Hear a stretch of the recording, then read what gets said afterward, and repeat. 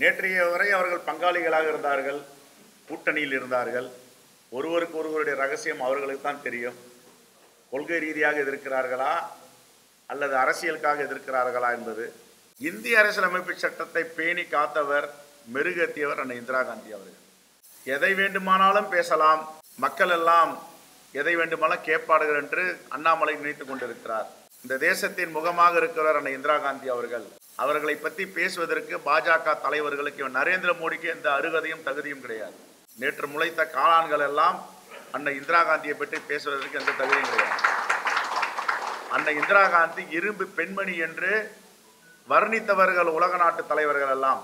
முதல்ல அண்ணாமலை வாஜ்பாயை படிக்கணும். வாஜ்பாயை படிச்சுட்டு வாஜ்பாயோட ஸ்டேட்மெண்ட் என்னன்னு படிக்கணும். அன்னை இந்திரா காந்தியை இரு கரங்களும் கையெடுத்து கும்பிட்டு இந்த தேசத்தின் துர்கா தேவி அன்னை இந்திரா காந்தி என்று சொன்னவர்.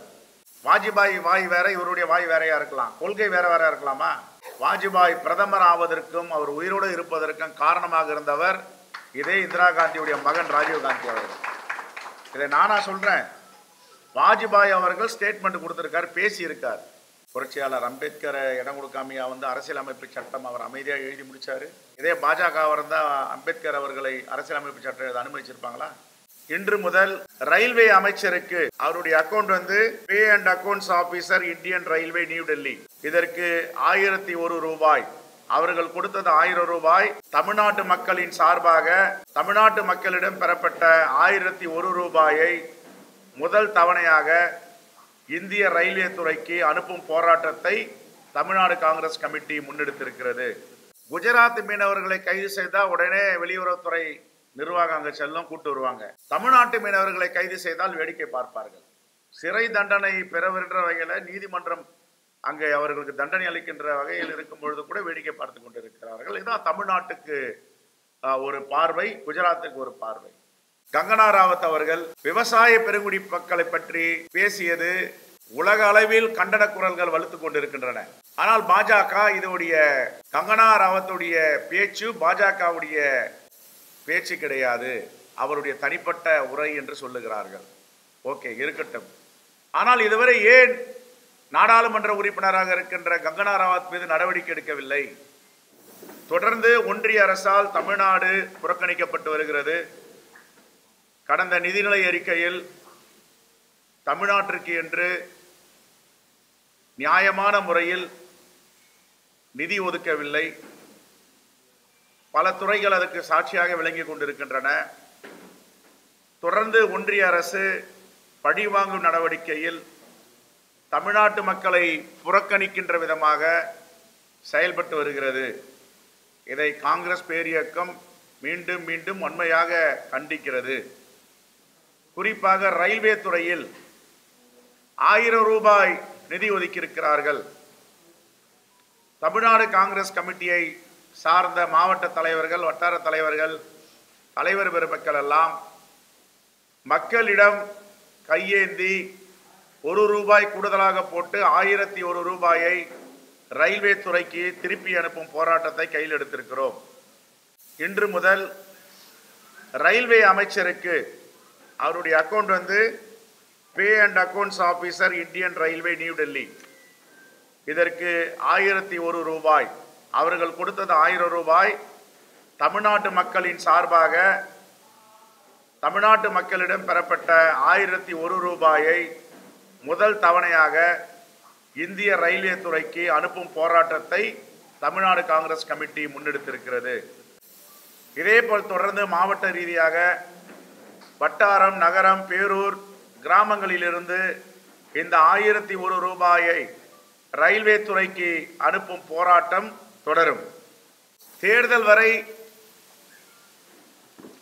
பெட்ரோல், டீசல், எரிவாயு எதையும் ஏற்றாத மோடி அரசு பாதுகாப்பாக தேர்தலுக்கு இது எதிரொலிக்க கூடாது என்று விலைவாசி ஏறவில்லை. இப்பொழுது எல்லா துறைகளிலும் விலைவாசி உயர்ந்திருக்கிறது. குறிப்பாக சுங்கச்சாவடிகள், தேசிய நெடுஞ்சாலையில் 67 சுங்கச்சாவடிகள் இருக்கின்றன. மாநில நெடுஞ்சாலையில் 7 சுங்கச்சாவடிகள். இந்த சுங்கச்சாவடிகளில் 5 முதல் 7 விழுக்காடு இப்பொழுது கட்டணத்தை உயர்த்தி இருக்கிறார்கள். இதை வன்மையாக காங்கிரஸ் பேரியக்கம் கண்டிக்கிறது. இதை உடனே திரும்ப பெற வேண்டும். அதே போன்று மகாராஷ்டிராவில் மோடி அரசால் நிறுவப்பட்ட சத்ரபதி சிவாஜியுடைய சிலை 6 மாதங்கள் கூட தாக்குப்பிடிக்கவில்லை. ஆயிரக்கணக்கான கோடியை செலவு செய்து நிறுவிய சத்ரபதி சிவாஜியுடைய சிலை அங்கே நொறுங்கி கீழே விழுந்திருக்கிறது. இதுதான் மோடியுடைய ஒன்றிய அரசுடைய லட்சணம். எதற்கெடுத்தாலும் ஊழல், மக்களுடைய வரிப்பணத்தை வீணாக்குவது, மக்களுடைய வரிப்பணத்தில் அதானி போன்றவருடைய கடன் தள்ளுபடி, அவர்களுக்கு சலுகை, யார் தொழில் பண்ணாலும் அந்த தொழிலை பிடுங்கி அவரிடம் ஒப்படைக்க வேண்டும், இல்லை என்றால் சிறை பிடிக்க வேண்டும். இதுதான் 10 ஆண்டுகளாக நடந்து வந்த காட்சி.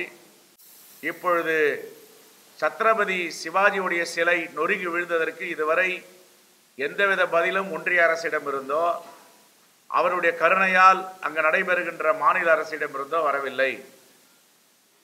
தமிழ்நாடு பெருந்தலைவர் காமராஜர் ஆட்சி நடக்கும் பொழுதும், முத்தமிழறிஞர் கலைஞருடைய ஆட்சி நடக்கும் பொழுதும் ஏராளமான சிலைகள் தமிழ்நாட்டில் நிறுவப்பட்டு இருக்கின்றன.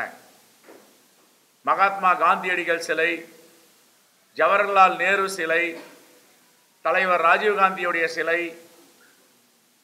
அன்னை இந்திரா காந்தி சிலை, இதே போன்று தமிழ் அன்னை சிலை, வானுயிர நின்றிருக்கின்ற 133 அடி ஐயன் திருவள்ளுவன் சிலை கன்னியாகுமரியில் 2000 ஆண்டு நிறுவப்பட்டது. ஆனால் இன்று வரை எத்தனை சுனாமி வந்தாலும், எவ்வளவு பெரிய அலைகள், கடல் சீற்றம், தட்பவெளை மாற்றம் வந்தாலும் வானுயர்ந்து நின்று கொண்டிருக்கிறது ஐயன் திருவள்ளுவன் சிலை. இதுதான் ஒன்றிய அரசிற்கும் மோடி அரசிற்கும் தமிழ்நாட்டில் ஆட்சி செய்பவர்களுக்கும் உள்ள வித்தியாசம்.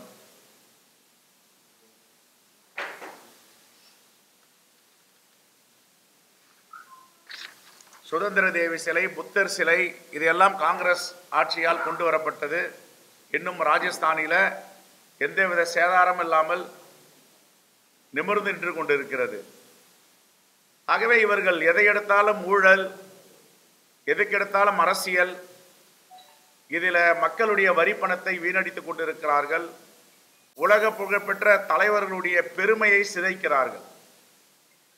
கங்கனா ராவத் அவர்கள் விவசாய பெருங்குடி மக்களை பற்றி பேசியது உலக அளவில் கண்டன குரல்கள் வலுத்துக் கொண்டிருக்கின்றன. ஆனால் பாஜக இதோடைய கங்கனா ராவத்துடைய பேச்சு பாஜகவுடைய பேச்சு கிடையாது, அவருடைய தனிப்பட்ட உரை என்று சொல்லுகிறார்கள். ஓகே, இருக்கட்டும். ஆனால் இதுவரை ஏன் நாடாளுமன்ற உறுப்பினராக இருக்கின்ற கங்கனா ராவத் மீது நடவடிக்கை எடுக்கவில்லை? கொச்சைப்படுத்தி வேளாண்மை பெருங்குடி மக்களை பேசியிருக்கிறார். அந்த போராட்டங்களை எல்லாம் இழிவுபடுத்தி பேசியிருக்கிறார். எதற்காக அவர் மீது நடவடிக்கை இல்லை? இது பாஜகவுடைய குரல் இல்லை, பாஜகவுடைய செய்தி இல்லை என்றால் வேளாண்மை பெருங்குடி மக்களை கொச்சைப்படுத்தி இழிவுபடுத்தி பேசிய நாடாளுமன்ற உறுப்பினர் கங்கனா ராவத் மீது எதற்கு நடவடிக்கை இல்லை என்பதுதான் கேள்வி. அதே போன்று மத்திய பிரதேசத்தில் காங்கிரஸ் உடைய தலைவர் வீடை புல்டோசர் வைத்து இடித்திருக்கிறார்கள். ஒரு நோட்டீஸ் கொடுக்கவில்லை, தகவல் இல்லை. நரேந்திர மோடி அவர்கள் கடந்த நாடாளுமன்ற தேர்தலில் புல்டோசர் வைத்து இடிப்பது எப்படி என்றால் உத்தரப்பிரதேச சிஎம் அவரிடம் கேட்டு தெரிந்து கொள்ளுங்கள் என்ற பரப்புரையில் பேசினார். அது இப்பொழுது தொடர்ந்து கொண்டு இருக்கிறது. இதை வன்மையாக கண்டிக்கிறோம். அதே போன்று மீனவர் பிரச்சனை. ஆட்சிக்கு வருவதற்கு முன்பு 2014ஆம் ஆண்டு கடல் தாமரை மாநாடு என்று ராமேஸ்வரத்தில் ஒரு மாநாடு கூட்டி அந்த மாநாட்டில் தீர்மானங்கள் நிறைவேற்றப்பட்டது பாஜகவால். அப்பொழுதிருந்த ஒன்றிய அமைச்சர் மறைந்த சுஷ்மா ஸ்வராஜ் அவர்கள் அந்த மாநாட்டில் சிறப்பு விருந்தினராக கலந்து கொண்டார்.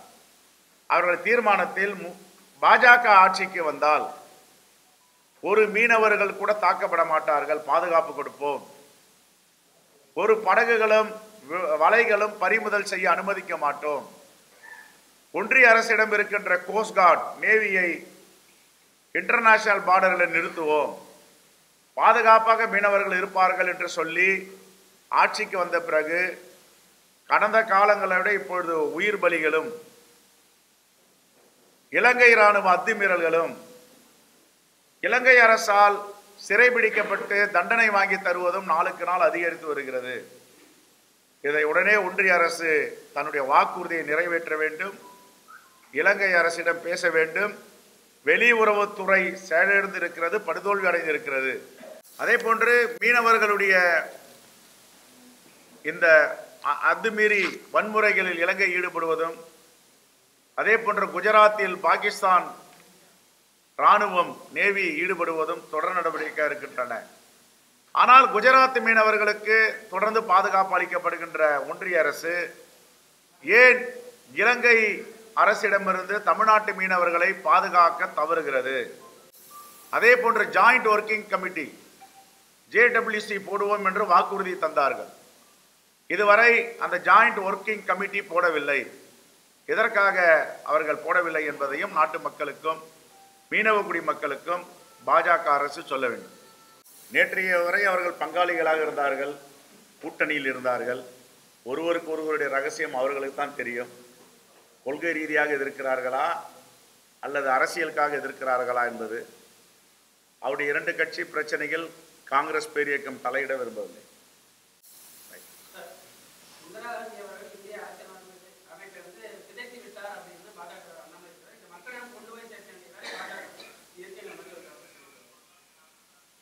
இந்திய அரசியலமைப்பு சட்டத்தை பேணி காத்தவர், மெருகேற்றியவர் அன்னை இந்திரா காந்தி அவர்கள்.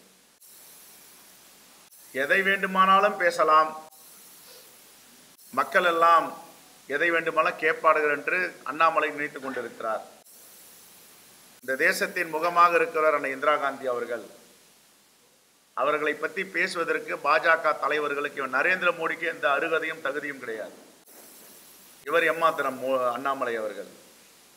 நேற்று முளைத்த காளான்கள் எல்லாம் அன்னை இந்திரா காந்தியை பற்றி பேசுவதற்கு எந்த தகுதியும் கிடையாது. அன்னை இந்திரா காந்தி இரும்பு பெண்மணி என்று வர்ணித்தவர்கள் உலக நாட்டு தலைவர்கள் எல்லாம். துர்கா தேவி என்று வாஜ்பாயால் பாராட்டப்பட்டவர். முதல்ல அண்ணாமலை வாஜ்பாயை படிக்கணும். வாஜ்பாயை படிச்சுட்டு வாஜ்பாயோட ஸ்டேட்மெண்ட் என்னன்னு படிக்கணும். அன்னை இந்திரா காந்தியை இரு கரங்களும் கையெடுத்து கும்பிட்டு இந்த தேசத்தின் துர்கா தேவி அன்னை இந்திரா காந்தி என்று சொன்னவர். அது வேற அரசியல், இது வேற அரசியலா? வாஜ்பாய் வாய் வேற, இவருடைய வாய் வேறையா இருக்கலாம், கொள்கை வேற வேற இருக்கலாமா? அதே போன்று வாஜ்பாய் தலைவர் ராஜீவ் காந்தி அவர்களை பற்றி புகழ்ந்து பேசியிருக்கிறார்.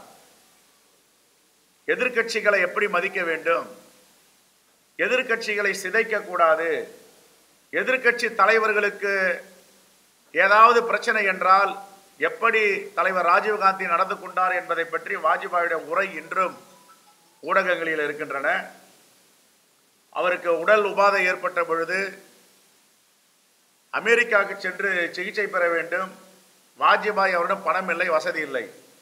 இதை அறிந்த தலைவர் ராஜீவ் காந்தி பிரதமராக இருக்கும் பொழுது அமெரிக்காவுக்கு ஒரு குழுவில் அவரை சேர்த்து அனுப்பி செலவுகளை எல்லாம் அவர் மேற்கொண்டு வாஜ்பாய் பிரதமர் ஆவதற்கும் அவர் உயிரோடு இருப்பதற்கும் காரணமாக இருந்தவர் இதே இந்திரா காந்தியுடைய மகன் ராஜீவ் காந்தி அவர்கள். இதை நானா சொல்றேன். வாஜ்பாய் அவர்கள் ஸ்டேட்மெண்ட் கொடுத்திருக்கார், பேசி இருக்கார். இன்னும் வீடியோலாம் சமூக வலைதளங்களில உலாவிட்டு தான் இருக்கு. இதெல்லாம் அண்ணாமலை பார்க்கணும். அறவேக்காட்டுத்தனமா இந்திரா காந்தியை பத்தி பேசுறதுக்கும் தலைவர் ராஜீவ் காந்தி என்ன தகுதி இருக்கு அவருக்கு?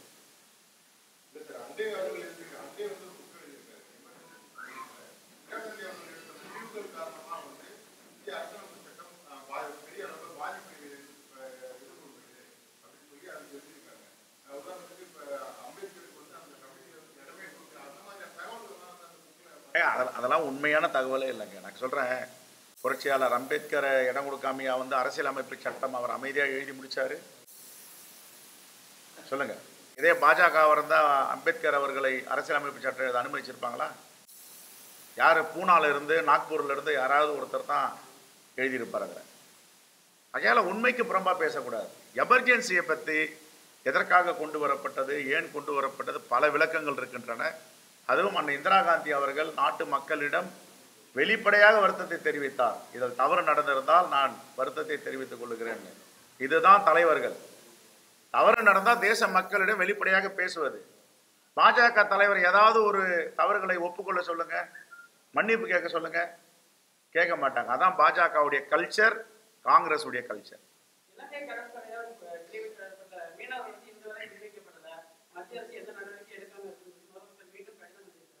குஜராத் மீனவர்களை கைது செய்தால் உடனே வெளியுறவுத்துறை நிர்வாகம் அங்கே செல்லும், கூட்டு வருவாங்க. தமிழ்நாட்டு மீனவர்களை கைது செய்தால் வேடிக்கை பார்ப்பார்கள். சிறை தண்டனை பெறவென்ற வகையில் நீதிமன்றம் அங்கே அவர்களுக்கு தண்டனை அளிக்கின்ற வகையில் இருக்கும் பொழுது கூட வேடிக்கை பார்த்து கொண்டிருக்கிறார்கள். இதுதான் தமிழ்நாட்டுக்கு ஒரு பார்வை, குஜராத்துக்கு ஒரு பார்வை. தமிழ்நாட்டுக்கு ஒரு நியாயம், குஜராத்துக்கு ஒரு நியாயம். தேங்க்யூ.